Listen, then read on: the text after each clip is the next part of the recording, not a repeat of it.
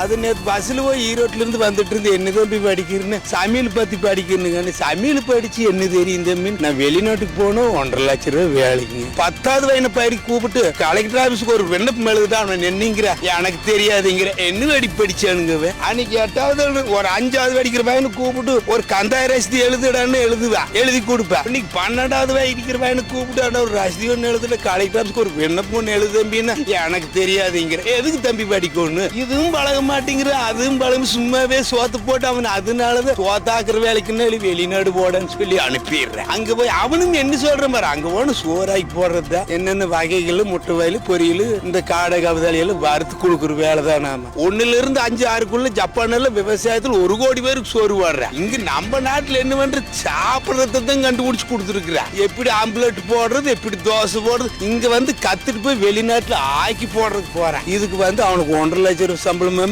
வெளிநாடு போகணும் மாமா. எங்கேயும் விவசாயத்தை கத்து கொடுக்கலாம், இங்கேயும் விவசாயத்தை கத்து கொடுக்கல, ஏறு கத்து கொடுக்கலாம், மாடு கண்ணு வளர்த்து பால் உற்பத்தி பண்ணுங்க. டவுன் பக்கமே எடுத்துட்டோம்னா மேடியில வளர்த்துறான், காய்கறி தோட்டம் வைக்கிறார். அதனால வந்து தக்காளி பழமா வெண்டைக்காய் இதெல்லாம் வந்து கீழே கம்மியாகும். இங்க காடுகள் எப்படி கிடந்தாலும் விவசாயம் பண்றதுக்கு ஆள் இல்லைங்க, தண்ணி கிடக்குது, எல்லாம் கிடக்குதுங்க. அப்புறம் நாம என்ன யாரு போய் குற்றத்தை சொல்றதுங்க.